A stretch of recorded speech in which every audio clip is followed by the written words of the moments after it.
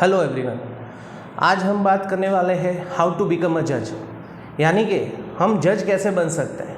बहुत से स्टूडेंट की एक क्वेरी होती है और वो जानना चाहते हैं कि एलएलबी के बाद हम क्या क्या कर सकते हैं। तो उस रिलेटेड वीडियो के आफ्टर एलएलबी हम कौन से करियर परस्यू कर सकते हैं, उसका मैंने वीडियो पहले डाला हुआ है यूट्यूब पे, वो आप जाके देख सकते हो। आज बात करने वाले हैं कि एलएलबी के बाद हम जज कैसे बन सकते हैं। तो आज मैं स्पेसिफिकली बात करूंगा गुजरात जुडिशरी की, यानी कि जुडिशियल मैजिस्ट्रेट फर्स्ट क्लास, जिसको शॉर्ट में कहा जाता है जेएमएफसी। यहाँ पे मैं क्लियर कर दूं कि जुडिशियल मैजिस्ट्रेट फर्स्ट क्लास की जो वैकेंसी 2024 में जो आने वाली, उसका नोटिफिकेशन 16 जनवरी 2024 के दिन रिलीज़ कर दिया था हाई कोर्ट ने। वहाँ पे उन्होंने बताया था कि 208 मतलब 208 वैकेंसी आने वाली है, लेकिन अभी तक उसकी फुल डिटेल्स एडवर्टाइजमेंट आई हुई नहीं है। इसलिए अभी हम ये नहीं कह सकते कि जो 1 जुलाई के बाद जो 3 लॉ इंट्रोड्यूस हुए हैं वो इस बार की एग्ज़ाम में, यानी कि जेएमएफसी की एग्ज़ाम में आएंगे या नहीं आएंगे। लेकिन बाकी की जो क्राइटेरिया है, बाकी की स्कीम ऑफ एग्ज़ाम है, वो हम उसके बारे में डिस्कशन करेंगे। और उसका बेस है मेरे पास 2023 का जो नोटिफिकेशन था जेएमएफसी का, उस रिलेटेड हम बात करेंगे। उसके बेस पे रह के हम आगे की बात करेंगे। तो दोस्तों, जुडिशियल मैजिस्ट्रेट फर्स्ट क्लास बनने के लिए आपको ये जानना चाहिए कि एग्ज़ाम लेता कौन है। तो जैसे कि मैं गुजरात की बात करूं तो गुजरात में हाई कोर्ट कंडक्ट करवाती, गुजरात हाई कोर्ट। अलग अलग जगह पे अलग अलग तरह की प्रोसेस होती, जैसे कि एमपी में, मध्य प्रदेश में एमपी मतलब Madhya Pradesh public service commission, वो एग्ज़ाम का कंडक्ट करवाती है। जबकि दूसरी जगह कहीं पे हाई कोर्ट कंडक्ट करवाती है, कहीं पे गुजरात गवर्नमेंट यहाँ पे है, उसी तरह स्टेट गवर्नमेंट कहीं पे कंडक्ट करवाती है। तो अलग जगह पे अलग अलग तरीके से ये एग्ज़ाम कंडक्ट होती है। तो यहाँ पे हम बात करें कि अब के 2024 में आने वाले नोटिफिकेशन में क्या चेंज होगा, किस तरह के नई चीज़ें आने वाली है, तो उसके सब डिटेल्स जब वो पूरा नोटिफिकेशन आ जाएगा तब हम इसी यूट्यूब चैनल पे इसको फिर से आपके सामने लेके हाजिर होंगे।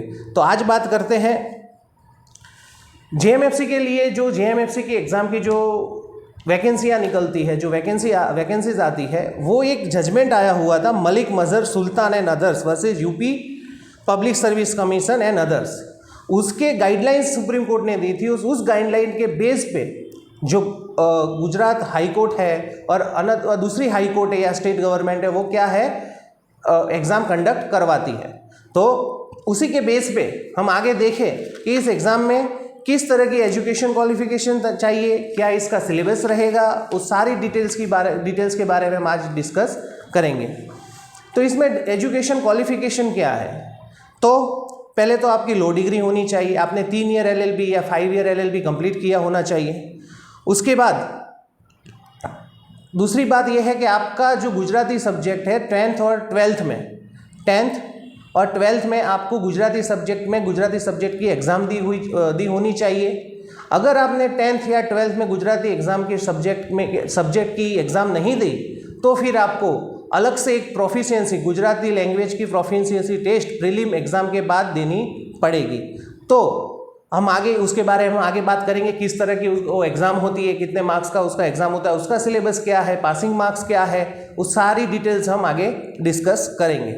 लेकिन यहाँ पे एक बात नोट कर दीजिए दोस्तों कि अगर आपको 10th में अगर आपने गुजराती सब्जेक्ट है या 12th में नहीं है, या 12th में है लेकिन 10th में नहीं था, तो फिर भी आपको ये एग्ज़ाम प्रोफिशिएंसी टेस्ट देना पड़ेगा। क्योंकि इस एग्ज़ाम में 10th और 12th दोनों में अगर गुजराती सब्जेक्ट, गुजराती लैंग्वेज नहीं, Gujarati subject as an subject आपने पास किया हुआ है, उसका पेपर दिया हुआ है, तभी आपको इस एग्ज़ाम में से क्या मिलेगा, एग्जम्पशन मिलेगा, मतलब छूट मिलेगी। तभी आप अगर ये टेस्ट नहीं देते तो चलेगा, अदरवाइज आपको देना पड़ेगा। आगे बात करते हैं। यहाँ पे एक चीज़ है प्रैक्टिसिंग एन एडवोकेट। इस नोटिफिकेशन में कहा गया है कि must be practising an advocate in a court of civil and और criminal jurisdictions on the last date fixed for submission online application. Practising advocate candidates who have passed the degree in law from the academic year 2009 to 2010 and onwards must have also passed the All India Bar exam in order to be considering as eligible for being termed as a practicing advocate। क्या कहना चाह रहा है ये ये कहना चाह रहा है कि आप प्रैक्टिसिंग एडवोकेट होने चाहिए। यहाँ पे ये बात नहीं कही गई कि आपको 2 साल का एक्सपीरियंस होना चाहिए या 3 साल का एक्सपीरियंस होना चाहिए, आप प्रैक्टिसिंग एडवोकेट होने चाहिए। प्रैक्टिसिंग एडवोकेट आप कैसे बनेंगे? आपने जैसे ही एलएलबी ख़त्म कर दिया, अपना एलएलबी कंप्लीट हो गया, एलएलबी के बाद आपको क्या करना होता है? स्टेट काउंसिल होती है। जैसे कि गुजरात की बात करूँ तो गुजरात बार काउंसिल है, तो गुजरात बार काउंसिल में आपका उसका रजिस्ट्रेशन करवाना होता है। प्रोविजनल आपका क्या आता है? सनद, सर्टिफिकेट, प्रोविजनल सनद आ जाती है। प्रोविजनल सनद के बेस पे आप क्या कर सकते हो? प्रैक्टिस कर सकते हो। लेकिन 2 साल का आपको टाइम भी दिया जाता है कि आप उस 2 साल में क्या करो, अंडरटेकिंग लिया जाता है आपके पास से कि 2 साल में आप अपना AIB कंप्लीट करो। AIB ऑल इंडिया बार एग्जाम जो आती है वो आप पास करो। तो ऑल इंडिया बार एग्जाम पास करना यहाँ पे मैंडेटरी है। अगर आपने ऑल इंडिया बार एग्जाम पास की है फिर ही आपको कंसीडर किया जाएगा प्रैक्टिसिंग एडवोकेट। क्यों? मैं ये आपको बताता हूँ। यहाँ पे ये सब डिटेल्स नहीं लिखी हुई, लेकिन मैं आपको बताता हूँ। AIB अगर आप पास करते हो, AIB पास करने के बाद कोई भी लोकल कोर्ट मतलब सब ऑर्डिनेट कोर्ट में आप अपने तहसील में यानी कि तालुका में या कहीं पे भी जाके आप रजिस्ट्रेशन करवाने जाओगे एज एन एडवोकेट, तो वहाँ की कोर्ट आपके पास क्या मांगेगी? सारे डॉक्यूमेंट्स तो मांगेगी, लेकिन AIB पास का क्या मांगेगी? सर्टिफिकेट मांगेगी। मतलब वो जो मार्कशीट जेरोक्स कॉपी है वो मांगेगी। उसके बेस पे वहाँ के जो रजिस्ट्रार है या वहाँ के जो भी कोर्ट के जो एम्प्लॉय वो क्या करेंगे? आपका रजिस्ट्रेशन करेंगे एज एन एडवोकेट, और उसके बेस पे आपको कंसिडर किया जाएगा क्या? Practising advocate. क्यों? क्योंकि जब आप इस एग्जाम में प्रीलिम्स, मेंस और इंटरव्यू ये तीनों राउंड क्लियर करके आप जब पहुँचते हो, तो जब इंटरव्यू राउंड होगा तब आपके पास क्या मांगा जाएगा? सब डॉक्यूमेंट्स मांगे जाएंगे। तभी आपको क्या करना होगा? एक प्रैक्टिसिंग एडवोकेट का सर्टिफिकेट देना होगा कि भाई हाँ आप इस कोर्ट में प्रैक्टिस कर रहे हो। और ये प्रैक्टिसिंग सर्टिफिकेट कौन इश्यू करेगा? कोर्ट इश्यू करेगी। ऑनरेबल कोर्ट आपको इश्यू करके देंगी। तो ऑनरेबल कोर्ट किसके बेस पे रह के ये सर्टिफिकेट इश्यू करेगी? वो इसके बेस ऊपर सर्टिफिकेट इश्यू करेगी कि आपका रजिस्ट्रेशन वहाँ पे कोर्ट में हुआ है या नहीं हुआ है। अगर और वो लोग आपका रजिस्ट्रेशन कब करेंगे? जब आपने AIB एग्ज़ाम पास की होगी तब। तो इसीलिए दोस्तों यहाँ पे AIB की एग्ज़ाम पास करना बहुत ही मैंडेटरी है। यहाँ पे मैं एक बात कर दूँ कि जैसे अभी मध्य प्रदेश स्टेट कमीशन जो है, जैसे यहाँ पे गुजरात में होता है गुजरात पब्लिक सर्विस कमीशन, ऐसे ही Madhya Pradesh public service commission ने क्या किया हुआ है? 3 साल मैंडेटरी कर दिया था। LLB के बाद 3 साल प्रैक्टिसिंग एडवोकेट मतलब 3 साल का आपका एक्सपीरियंस होना चाहिए, फिर ही आप वहाँ जुडिशरी की एग्ज़ाम दे सकते हो। मतलब JMFC की एग्ज़ाम, सिविल जज की एग्ज़ाम ये दे सकते हो। उसके बाद वो हाई कोर्ट में गए, लेकिन हाई कोर्ट में भी उनको इसके बारे में कोई रिलीफ नहीं मिली और बोला कि नहीं भाई ये जो भी डिसीजन है ये सही है, 3 साल का एक्सपीरियंस होना चाहिए। और हाल ही में केरला हाई कोर्ट के जजेस ने मीटिंग में ये डिसाइड किया है कि भाई 3 साल का एक्सपीरियंस होना चाहिए। तो अब हम ये ट्रेंड देख रहे हैं धीरे धीरे कि अब जो इसके प्रोविज़न है, एलिजिबिलिटी क्राइटेरिया है जुडिशरी एग्ज़ाम के लिए, वो सब चेंज हो रहे हैं। तो आगे आने वाले दिनों में गुजरात हाई कोर्ट इसके बारे में क्या डिसीजन लेगी वो हम देखेंगे, और उस रिलेटेड जो भी इंफॉर्मेशन होगी वो हम आपको देते रहेंगे। अब आगे देखते हैं कि भाई और क्या चीज़ चाहिए। तो आपको इसमें CCC सर्टिफिकेट जिसको कहा जाता है, मतलब बेसिक नॉलेज कंप्यूटर का बेसिक नॉलेज आपके पास है, ऐसा सर्टिफिकेट चाहिए जिसको ऐसे बोला जाता है CCC सर्टिफिकेट। वो सर्टिफिकेट आप कहीं से भी ले सकते हो, लेकिन मेरा यह मानना है अगर आप गवर्नमेंट ऑथोराइज्ड जो एजेंसी है या जो इंस्टीट्यूट है वहाँ से अगर आप ये कोर्स करते हो और वो लेते हो तो वो क्या है? वैलिड कंसिडर किया जाएगा। जैसे बाबा साहेब ओपन यूनिवर्सिटी, तो बाबा साहेब ओपन यूनिवर्सिटी में ये CCC सर्टिफिकेट के कोर्स करवाते ही है, तो आप वहाँ से करोगे तो जब भी आपका ये वेरिफिकेशन में डॉक्यूमेंट जाएगा तो आपको कोई इश्यू आएगा नहीं।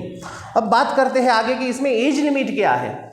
तो एज लिमिट की बात करें तो जनरल कैटेगरी और OBC कैटेगरी के लिए क्या है? जनरल कैटेगरी के लिए 35 ईयर्स है, और OBC, SC, ST, differently abled candidate, ex serviceman, इन सभी के लिए क्या है एज? 38 ईयर्स।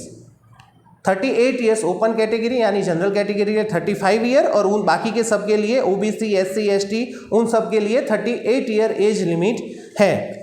उसके बाद बात करते हैं फीस और मोड। ये एप्लीकेशन जब भी नोटिफिकेशन निकलेगा तो आपको ऑनलाइन मोड से इसको अप्लाई करना होगा।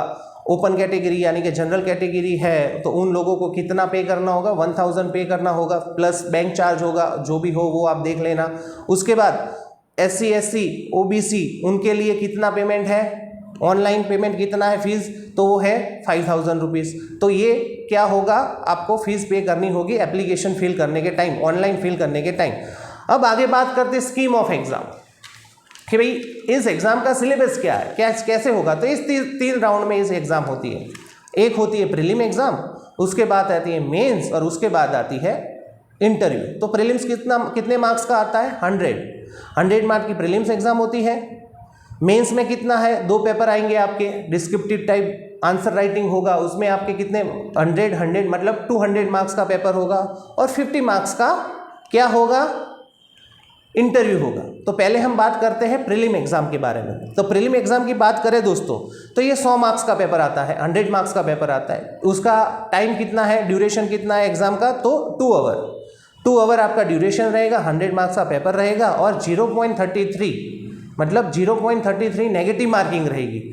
और इस पेपर में क्या क्या पूछा जाएगा, तो इस पेपर में क्या है, 3 कैटेगरी दी, पार्ट ए, पार्ट बी और पार्ट सी।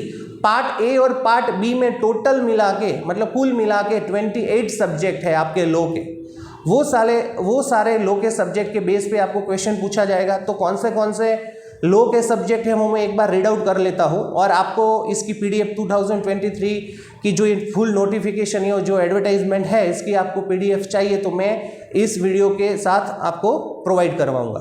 तो देख लेते हैं कौन से सब्जेक्ट हैं। तो पेपर 1 पार्ट ए, उसमें कितने सब्जेक्ट है, तो उसमें टोटल 15 सब्जेक्ट है। तो देखते क्या है, the Indian penal code 1960, the code of criminal procedure 1973, the Indian Evidence Act 1872, the Gujarat Prohibition Act 1949, the Probation Offender Act 1958, the Juvenile Justice Care and Protection Children Act 2015, the Protection of Women from Domestic Violence Act 2005, the Gujarat Prevention of Gambling Act 1887, the Immoral Traffic Prevention Act 1956, Preconceptions and Prenatal Diagnostic Techniques, Prohibition of Sex Selection Act 1994, Negotiable Instrument Act 1881, the Registration of Birth and Death Act 1969, the Protection of Children from Sexual Offence Act मतलब POCSO कहा जाता है short में, उसकी बात हो रही है 2012, the Information Technology Act 2000, the Indecent Representation of Women Prohibition Act 1986। ये जो 15 सब्जेक्ट है वो पार्ट ए के हैं। और पार्ट बी में क्या है, the code of civil procedure, the limitation act, the Indian contract act 1872, the constitution of India, the Indian partnership act 1932, the specific relief act 1963, the Gujarat court fee act 2004, the Sales of Good Act 1930, the Transfer of Property Act 1882, the Arbitration and Conciliation Act 1996, the Commercial Court Act 2015, succession law, personal law यानी कि हिंदू, मुस्लिम, Christian law और legal magazine. यहाँ पे कितने part 2 B में total 13 subject है, मतलब वो 15 पार्ट ए के और ये है 13, टोटल मिला के 28 सब्जेक्ट आपके आते हैं लॉ के। और पार्ट सी का जो पार्ट है, बाकी के जो क्वेश्चंस निकलेंगे वो किस में से आएंगे, तो एक जनरल नॉलेज, इंग्लिश लैंग्वेज मतलब इंग्लिश लैंग्वेज में आपको ग्रामर पूछ लिया, एंटोनिम्स, सिनोनिम्स वो सब पूछ लिया, test of reasoning and mental and numerical ability, उसके बेस पर रीजनिंग के क्वेश्चन आएंगे आपको, और basic computer application, computer related भी क्वेश्चन आ सकते हैं। और सब मिला के 100 मार्क्स का आपका ये पेपर रहेगा। अब बात करते हैं कि इस पेपर की लैंग्वेज क्या होगी। बहुत से स्टूडेंट पूछते हैं कि भाई ये JMFC की एग्ज़ाम सर आती है या जज की एग्ज़ाम आती है, वो इंग्लिश में आती है या गुजराती में आती है या कोई अदर रीजनल लैंग्वेज में आती है। तो मैं ये बात क्लियर कर दूं कि प्रीलिम एग्ज़ाम जो आती है JMFC की, उसका जो मोड है मतलब जो क्वेश्चन जो पूछे जाते हैं वो सिर्फ इंग्लिश में ही पूछे जाएंगे। वहाँ पर ना गुजराती साइड में दिया होगा, ना ही हिंदी या ना कोई अदर लैंग्वेज, वहाँ पर अदर लैंग्वेज में कोई क्वेश्चन दिए होंगे, सिर्फ और सिर्फ इंग्लिश लैंग्वेज में ही क्या होगा, आपका पेपर निकलेगा और एमसीक्यू बेस पे रहेगा। ठीक है, अब आगे बात करते हैं कि इसमें किस तरह से आगे बढ़ना है, इसमें कितने मार्क्स लाने हैं। तो 100 मार्क्स का पेपर है, 100 मार्क्स का पेपर है, आपको मिनिमम क्वालिफाइंग मार्क्स इसमें है 50 मार्क्स, मतलब आपको कम से कम 50 मार्क्स इसमें लाने होंगे। अगर आप 50 मार्क्स इसमें लाते हो तभी आपको मेंस एग्जाम के लिए बुलाया जाएगा। अगर आप 50 मार्क्स से कम लाते हो तो आपको मेंस के लिए आप एलिजिबल रहेंगे नहीं। अब इसके साथ जब भी आप फॉर्म फिल करते हो तो आपको वहाँ पे एक बात आपको एक ये मेंशन करना होगा कि आपको 10th और 12th में आपका गुजराती सब्जेक्ट था या नहीं। अगर 10th एंड 12th में आपका गुजराती सब्जेक्ट है तो फिर आपको वो गुजराती प्रोफिशिएंसी टेस्ट देने की ज़रूरत नहीं है। अगर आप बोलते हो नो तो आपको ये टेस्ट देना पड़ेगा। कब देना पड़ेगा, जब भी प्रीलिम एग्जाम होगी उसी दिन। जो बच्चे को सिर्फ प्रीलिम एग्जाम देनी है, मेन पेपर जो प्रीलिम्स का है वो दे के निकल जाएंगे। लेकिन जिन लोगों ने ये मेंशन किया हुआ है कि भाई हमारा तो 10th और 12th में गुजराती सब्जेक्ट नहीं था, तो उनको प्रीलिम के बाद ये गुजराती प्रोफिशिएंसी टेस्ट भी वहाँ पे देना होगा। तो ये गुजराती प्रोफिशिएंसी टेस्ट के बारे में बात करूँ तो कितने मार्क्स का आएगा, तो ये जो पेपर है 50 मार्क्स का आएगा, 50 मार्क्स का पेपर आएगा और ये क्वालिफाइंग टेस्ट है, ये आपके मेरिट में इंक्लूड नहीं होगा। ये जो गुजराती प्रोफिशिएंसी टेस्ट है और जो प्रीलिम की मैंने जो बात की है प्रीलिम टेस्ट की, प्रीलिम पेपर की, वो दोनों के मार्क्स आपके मेरिट में कंसीडर नहीं होंगे। मेरिट में मार्क्स कौन से कंसीडर होंगे, मेंस एग्जाम के और इंटरव्यू के। तो देख लेते हैं कि ये गुजराती प्रोफिशिएंसी टेस्ट का जो ये पेपर है उसका क्या सिलेबस है। तो देखते हैं पहले क्या होगा। 8 पॉइंट है यहाँ पे, मैं वो आपको रीड आउट कर लेता हूँ। ऐसे राइटिंग, गुजराती निबंध लेखन जिसको गुजराती में बोलते हैं, फिर फकरा ઉપરથી પ્રશ્નોના જવાબ इंग्लिश में बोलते हैं, read the paragraph and answer the question. फिर है समानार्थी शब्दों सिनोनिम्स, फिर विरोधार्थी शब्दों एंटोनिम्स, पत्र लेखन लेटर राइटिंग, भाषांतर अनुवाद, गुजराती से गुजराती थी अंग्रेजी, अंग्रेजी थी गुजराती, मतलब ट्रांसलेशन करना है। पैराग्राफ दिया होगा आपको, इंग्लिश दिया होगा तो गुजराती में ट्रांसलेट करना है और गुजराती में दिया होगा तो इंग्लिश में ट्रांसलेट करना है। टूंग नोट यानी कि शॉर्ट नोट, गुजराती व्याकरण, गुजराती ग्रामर। तो ये सब मिला के आपका क्या होगा, 50 मार्क का एक अलग से पेपर रहेगा जिसमें आपको मिनिमम मार्क्स 20 मार्क्स लाने ही लाने हैं। ठीक है दोस्तों, अब हम देखते हैं कि आगे इसमें किस तरह से बात बनेगी। तो देखिए इसमें दोस्तों मैंने आपको पहले ही बताया कि आपको कम से कम प्रीलिम्स में जो है, जो मेंस जो पेपर है 100 मार्क्स का, उसमें अगर आपको 50 मार्क्स मिनिमम लाने हैं और आपको अगर ये गुजराती टेस्ट आप दे रहे हो तो आपको इसमें 20 मार्क्स मिनिमम लाने हैं। ठीक है, फिर आगे की बात कर रहे हो कि मेंस एग्जाम का पेपर, जो मेंस एग्जाम है उसका सिलेबस क्या है। तो मेंस एग्जाम का जो पेपर है उसका सिलेबस और प्रीलिम्स एग्जाम का मैंने जो आपको 28 सब्जेक्ट बताए हैं वो सेम ही है, इसमें कोई चेंज नहीं है। लेकिन बात यहाँ पे इतनी है कि प्रीलिम की जो एग्ज़ाम है वो एमसीक्यू बेस पे है और ये जो मेंस के एग्ज़ाम है वो डिस्क्रिप्टिव राइटिंग है, मतलब आपको डिटेल्स में लिखना होगा। उसमें ऑर्डर राइटिंग आ जाएगा, ट्रू और फॉल्स भी आएगा, फिर शॉर्ट नोट है, लॉन्ग आंसर राइटिंग है, मतलब इस तरह से पूरा क्वेश्चन पेपर बना रहेगा। और ये क्वेश्चन पेपर की लैंग्वेज क्या होगी, मेंस एग्जाम के जो ये पेपर आएंगे उसके पेपर 1 और पेपर 2 इन दोनों की लैंग्वेज क्या होगी। तो दोनों की लैंग्वेज मतलब आपका क्वेश्चन पेपर इंग्लिश में ही आएगा, गुजराती या हिंदी या कोई भी और लैंग्वेज में वो नहीं रहेगा, आएगा इंग्लिश में। लेकिन आप लिख सकते हो, आपके आंसर आप लिख सकते हो इंग्लिश या गुजराती, जो भी आपको ठीक लगे, जो भी आप कंफर्टेबल हो। गुजराती में भी आंसर राइटिंग कर सकते हो या फिर इंग्लिश में भी आंसर राइटिंग कर सकते हो। तो अब देख लेते हैं इसका सिलेबस क्या है। सिलेबस मैंने बता ही दिया है आपको कि 100 मार्क्स के दोनों पेपर हो गए और इसका ड्यूरेशन क्या है, ड्यूरेशन होगा 3 आवर। मतलब क्रिमिनल पेपर 1 वो क्रिमिनल होगा, क्रिमिनल पेपर। तो क्रिमिनल पेपर के मतलब क्रिमिनल सब्जेक्ट के जो सब्जेक्ट रहेंगे वो उसमें पूछे जाएंगे। 100 मार्क्स का पेपर होगा और ड्यूरेशन है 3 आवर। उसके बाद है पेपर 2 जो है सिविल पेपर। सिविल वाले सब्जेक्ट हो गए जैसे कि सिविल प्रोसीजर कोड हो गया, इंडियन लिमिटेशन हो गया, इंडियन कॉन्ट्रैक्ट एक्ट हो गया, पार्टनरशिप एक्ट है, स्पेसिफिक रिलीफ एक्ट है। इस तरह के जो सिविल सब्जेक्ट है उसका एक पेपर रहेगा, उसका भी होगा 100 मार्क्स और 3 आवर। ये दोनों पेपर को मिला के कितने मार्क्स हो रहे हैं, 200 मार्क्स। अब यहाँ पे भी एक चीज़ दोस्तों समझने वाली है, आपको अगर इंटरव्यू में पहुंचना है, इंटरव्यू में पहुंचने के लिए यहाँ पे भी मिनिमम क्राइटेरिया यहाँ पे दिया गया हुआ है। कितना दिया गया है, तो जैसे जनरल कैटेगरी और ओबीसी कैटेगरी वालों को ये 200 मार्क्स में से कितने लाने होंगे? 50, 100, 200 मार्क्स में से 50%, 50% मतलब 100 मार्क्स मिनिमम लाने होंगे। और SC ST कैटेगरी है, उनको कितने मार्क्स लाने होंगे? दोनों मतलब 200 मार्क के 45% मार्क्स लाने होंगे। 45% मतलब 200 का 45% कितना हुआ? 90 मार्क्स। तो SC ST को मिनिमम 90 मार्क्स लाने हैं और जनरल कैटेगरी और OBC कैटेगरी जो है उनको कितने लाने हैं? 50% मतलब 100 मार्क्स लाने हैं। लेकिन यहाँ पे और एक दूसरी बात यहाँ पे ऐड की हुई है कि हर पेपर में मतलब दोनों पेपर में मिनिमम मार्क्स कितने लाने हैं? तो 40 मार्क्स। यानी कि ये 100 मार्क्स का जो क्रिमिनल का जो पेपर आपको आएगा तो वो है उसका 100 मार्क्स में से आपको मिनिमम मार्क्स कितने लाने हैं? 40 मार्क्स, मतलब 40 मार्क्स मिनिमम लाने हैं। उसी तरह से सिविल का जो पेपर है वो भी 100 मार्क्स का है, तो उसमें आपको मिनिमम कितने लाने हैं? 40 मार्क्स। मानो कि किसी जनरल कैटेगरी का जो बच्चा है, जो कैंडिडेट है, उसका 100 मार्क्स तो आ जाता है, लेकिन उसमें 70 मार्क्स क्रिमिनल पेपर में आए और 30 मार्क्स सिविल पेपर में आए, तो वो क्वालिफाई वाइवा वोकल मतलब कि इंटरव्यू के लिए वो क्वालिफाई नहीं रहेगा। क्यों? क्योंकि वो कंडीशन फुलफिल नहीं कर रहा है कि हर पेपर में, दोनों पेपर में मिनिमम मार्क्स 40 तो होने चाहिए। और दोस्तों इस पेपर्स में, दोनों पेपर्स में 200 मार्क्स के दोनों पेपर है कुल मिला के, तो इसमें आप जितना भी अच्छा मार्क्स ला सकते हो, जितने भी अच्छे मार्क्स इसमें गेन कर सकते हो, वो आपको बेनिफिट रहेगा। क्यों?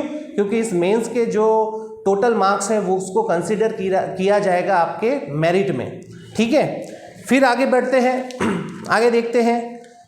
अब आप इस क्राइटेरिया, जैसे मैंने अभी बताया, उस क्राइटेरिया को फुलफिल करते हो और आप मेंस में क्लियर करके आगे बढ़ते हो, तो फिर राउंड आएगा इंटरव्यू राउंड। इंटरव्यू राउंड में कितने मार्क्स का पेपर, इंटरव्यू राउंड कितने मार्क्स का होगा? तो 50 मार्क्स का। तो 50 मार्क्स का जो इंटरव्यू है उसमें भी मिनिमम मार्क्स का क्राइटेरिया इन लोगों ने रखा हुआ है। मतलब इंटरव्यू में भी आपको कम से कम 20 मार्क्स तो लाने ही लाने हैं। अगर आपने 19 या 18 मार्क्स भी लाए तो भी आप आगे की प्रोसेस, मतलब आप फेल कंसीडर किए जाओगे। तो मिनिमम क्वालिफाइंग मार्क्स इंटरव्यू में कितने हैं? 20 मार्क्स। तो ये 20 मार्क्स यहाँ लाने होंगे और ये 20 मार्क्स मतलब यहाँ पे लिखा ही हुआ है 40% मार्क्स ऑफ टोटल मार्क्स, मतलब 50 मार्क्स का 40% कितना होता है? 20 मार्क्स। अब इंटरव्यू में यहाँ पे ज़्यादातर बच्चे इंटरव्यू में ही रह जाते हैं। क्यों? क्योंकि नॉलेज ऑफ लॉ तो होता ही है। पहले हम ये देख लेते हैं कि ऑब्जेक्ट क्या है, इंटरव्यू का ऑब्जेक्ट क्या है। तो मैं यहाँ रीड आउट करता हूँ। तो object of viva voce test यानी कि interview is to assess the suitability of the candidate for the cadre of judging the mental alertness, knowledge of law, clear and logical expositions, balance of judgment, skills, attitude, ethics, power of assimilations, power of communication, character and intellectual depth। तो दोस्तों यहाँ पे सिर्फ आपका क्या है, सिर्फ knowledge of law नहीं देखा जाता, यहाँ पे इस सब चीज़ को भी देखा जाता है कि अगर आप कल होके जज बनते हो तो कैसे सिचुएशन को हैंडल करते हो, मल्टीटास्किंग आप कैसे कर सकते हो, कोई भी बात आप किस तरह से बेंच के सामने रख सकते हो, बार के सामने रख सकते हो, अगर कोई आपके कोर्ट में आता है तो किस तरह से आप सिचुएशन को डील कर सकते हो, आप क्या प्रेशर को हैंडल कर सकते हो, आपकी मेंटल अलर्टनेस कितनी है। तो ये सब देख के अगर आप सूटेबल कैंडिडेट हो, सिर्फ नॉलेज ऑफ लॉ तो उनको पता चल ही जाएगा क्योंकि आप प्रीलिम्स और मेंस पास करके इंटरव्यू में पहुंचे हो। तो ये तो बट ऑब्वियस है कि आपके पास नॉलेज ऑफ लॉ तो है ही, लेकिन इसके अलावा भी ये सब क्राइटेरिया और ये सब चीज़ देख के जो बेंच रहेगी, इंटरव्यू बेंच मतलब रहेगी जो जजेस की, वो आपको कंसिडर करेगी कि आप सूटेबल कैंडिडेट हो या नहीं, जज बनने के लायक हो या नहीं। तो इसी वजह से ज़्यादातर जो स्टूडेंट हैं वो नॉलेज ऑफ लॉ मतलब पढ़ाई तो बहुत करते हैं, लेकिन ये जो स्किल्स है वो स्किल्स पे अपनी काम करते नहीं हैं, इसीलिए ज़्यादातर बच्चे इंटरव्यू राउंड में रह जाते हैं, वो क्वालिफाई कर पाते नहीं हैं। ठीक है, तो दोस्तों आप नॉलेज ऑफ लॉ मतलब लॉ की पढ़ाई के साथ साथ इस सारी चीज़ों पे भी अपनी स्किल्स पे काम करो। अब आगे बात करते हैं, ये सब हो गया। ये सब होने के बाद आपका टोटल जो मेरिट बनेगा अब दोनों के बेस पे ही बनेगा, मेंस और इंटरव्यू। आपने जो मेंस जो पेपर्स जो दोनों थे, पेपर 1 और पेपर 2, उसमें आपने कितने मार्क्स गेन किए हैं, फिर इंटरव्यू में आपने कितने मार्क्स गेन किए हैं, इन दोनों को मिला के फाइनल मेरिट बनेगा। और फाइनल मेरिट बनने के बाद अगर आप मेरिट लिस्ट में आते हो तो फिर आपको क्या होगा, जज की पोस्ट मिल सकती है। और अगर आप जज बनते हो, आपका सब 3 राउंड कंप्लीट हो गया, प्रीलिम्स, मेंस, इंटरव्यू, तो फिर की प्रोसेस क्या रहती है, आपको ट्रेनिंग दी जाती है गुजरात हाई कोर्ट की, जैसे कि गुजरात जुडिशरी एकेडमी है, वहाँ पे आपको वहाँ पे ट्रेनिंग दी जाती है। फिर साथ ही एक यहाँ पे चीज़ मैं मेंशन कर दूँ, यहाँ पे है प्रोडक्शन ऑफ बॉन्ड, मतलब कि जो भी बच्चे, जो भी कैंडिडेट जुडिशरी में लगते हैं, जज बनते हैं, तो उनको एक बॉन्ड साइन करना होता है 5 लाख रुपीज़ का। 5 लाख रुपीज़ का मतलब मिनिमम 3 पीरियड्स के लिए, 3 ईयर्स के लिए, मतलब यानी कि ये यहाँ पे ये कहना चाह रहे हैं कि अगर आप जज बन गए और जज बनने के बाद आपको 3 साल, कम से कम 3 साल के लिए आपको क्या है, वो जॉब करनी ही होगी, ऐसा बॉन्ड साइन करते। क्यों? क्योंकि अगर आपने वो जॉब बीच में छोड़ दी किसी रीज़न की वजह से, या कुछ भी ऐसा रीज़न हो, तो आपको वो जो बॉन्ड है, जो पेमेंट है, वो पूरा पे करना होगा। ये बॉन्ड आपको साइन करवा के देना, साइन करके वहाँ पे देना रहता है। बाकी की इस जो पूरी नोटिफिकेशन में बहुत सारी सी डिटेल्स है, आपको जब भी फॉर्म भरो तब कौन से डॉक्यूमेंट लगेंगे और अदर डिटेल्स, सर्टिफिकेट कैसे निकालना है, वो जो एक्सपीरियंस सर्टिफिकेट की मैंने बात की थी कि भाई कोर्ट में से कैसा फॉर्मेट होना चाहिए, तो सारी डिटेल आपको ये नोटिफिकेशन में मिल जाएगी। मैं इस वीडियो के साथ आपको अटैच कर दूंगा, आप देख सकते हो। तो इस वीडियो को मैं समअप करूँ तो शॉर्ट में ये कहा जा सकता है कि भाई प्रीलिम्स पेपर है, प्रीलिम्स पेपर 100 मार्क्स का पेपर है। 100 मार्क्स में से आपको मिनिमम क्वालिफाइंग मार्क्स कितने हैं, 50 मार्क्स, आपको मिनिमम 50 मार्क्स लाने हैं। अगर 10th और 12th में गुजराती सब्जेक्ट नहीं है तो आपको गुजराती प्रोफिशिएंसी टेस्ट भी देना होगा, तो उसका कितने मार्क्स का पेपर आएगा, 50 मार्क्स का। तो मिनिमम मार्क्स वहाँ पे कितने लाने हैं, 20 मार्क्स। अब ये जो एग्ज़ाम है वो उसके जो मार्क्स है वो मेरिट में कंसिडर किए जाएंगे नहीं, लेकिन आप क्या है, मेंस के लिए क्वालिफाई हो जाओगे। तो आप जैसे ही मेंस में पहुंचोगे तो मेंस में कितने 2 पेपर आएंगे, क्रिमिनल पेपर और पेपर 2 सिविल पेपर, दोनों का मार्क्स कितने हैं, 100 मार्क्स एंड 100 मार्क्स। 100 मार्क्स और कितना ड्यूरेशन है टाइम, एक पेपर के लिए 3 घंटे, दूसरे पेपर के लिए भी 3 घंटे। तो इन दोनों में आपको कितने मार्क्स लाने, जनरल कैटेगरी के लिए 50 मार्क्स लाने हैं, मतलब 200 में से 100 मार्क्स लाने मिनिमम क्वालिफाइंग, इंटरव्यू के लिए क्वालिफाइंग होने के लिए। ST OBC, SC ST OBC को कम से कम 45% मार्क्स लाने हैं, मतलब 40% मार्क्स लाने, मतलब 40% मार्क्स यानी कितने मार्क्स हुए, 90 मार्क्स। तो आपको वहाँ पे 90 मार्क्स लाने हैं, जनरल वालों को 100 मार्क्स लाने हैं, लेकिन हर एक पेपर में कितने मार्क्स होने चाहिए, मिनिमम 40 मार्क्स। तो इसके बाद आप क्वालिफाई होकर इंटरव्यू में जाओगे। इंटरव्यू में कितने मार्क्स का इंटरव्यू है, 50 मार्क्स, 50 मार्क्स का इंटरव्यू है। क्वालिफाइंग मार्क्स कितने हैं वहाँ पे, मिनिमम क्वालिफाइंग मार्क्स है वहाँ पे 20 मार्क्स। इस तरह से आपका फाइनल मेरिट बनता है। फाइनल मेरिट के बाद आप मेरिट में आ जाते हो तो फिर आपको जज की पोस्ट मिल जाती है। तो इसी तरह से पूरा डिटेल से बाकी की इन्फॉर्मेशन अब 2024 में, अब जो नया नोटिफिकेशन फुल एडवर्टाइज वाला आएगा तब उसमें क्या चेंजेस आ रहे हैं और क्या नया हाईकोर्ट कुछ एडिशन कर रही है या नहीं कर रही है, उस सब डिटेल जब ये आ जाएगा तो हम फिर से एक नया वीडियो बनाएंगे इस बारे में। तो इस चैनल को आप सब्सक्राइब कीजिए, लाइक कीजिए, कमेंट कीजिए, शेयर कीजिए। आपको कोई भी डाउट है, कोई भी क्वेरी है तो आप ज़रूर से कमेंट में बताइए, मैं ज़रूर उससे एड्रेस करूँगा। और आगे इसी तरह से इस वीडियो को शेयर करते रहिए जिससे ज़्यादा से ज़्यादा लोगों तक ये इन्फॉर्मेशन पहुँचे और हमें सपोर्ट मिलता रहे। थैंक यू दोस्तों, साइनिंग ऑफ।